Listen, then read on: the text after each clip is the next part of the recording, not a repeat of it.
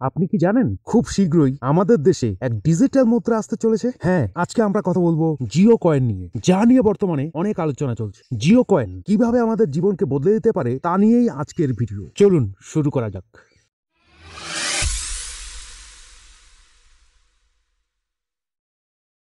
রিলায়েন্স জিও মুকেশ আম্বানির নেতৃত্বে ভারতের বাজারে টেলিকম সেবা একেবারে পাল্টে দিয়েছে। এমনকি তারা 4G ইন্টারনেট সুবিধা এত সস্তায় দিয়েছে যে প্রতিটি ভারতীয় তাদের সেবার অংশীদার হয়েছে। এখন তারা একটি নতুন যাত্রা শুরু করতে চলেছে, সেটি হলো জিও কয়েন। 2018 সালে এই বিষয়ে প্রথম খবর আসে এবং তখন থেকেই এটি সকলের মধ্যে আলোচনা হয়ে ওঠে। জিও কয়েন একটি ডিজিটাল মুদ্রা যা সম্পূর্ণরূপে ব্লকচেন প্রযুক্তির উপর নির্ভরশীল। ব্লকচেন হলো এমন একটি প্রযুক্তি যা নিয়ে ডিজিটাল লেনদেন অত্যন্ত নিরাপদ এবং ট্রান্সপারেন্ট ভাবে সম্পন্ন হয়। এটি যদি সহজভাবে বলি তাহলে ধরুন বিটকয়েন বা ইথেরিয়ামের মতো এটি একটি ডিজিটাল মুদ্রা। তবে জিও কয়েনের পেছনে কিছু বিশেষ লক্ষ্য আছে। এটি শুধুমাত্র বিনিয়োগের জন্য নয়, বরং বিভিন্ন ডিজিটাল পরিষেবা এবং লেনদেনের জন্য, যেমন recharge, data plan, e commerce, shopping সবকিছুতেই ব্যবহার করা যাবে। জিও কয়েনের মাধ্যমে রিলায়েন্স জিও তার ব্যবহারকারীদের আরো উন্নত ডিজিটাল পরিষেবা প্রদান করতে চায়। এখানে ব্লকচেন প্রযুক্তি ব্যবহার করে একটি নিরাপদ, দ্রুত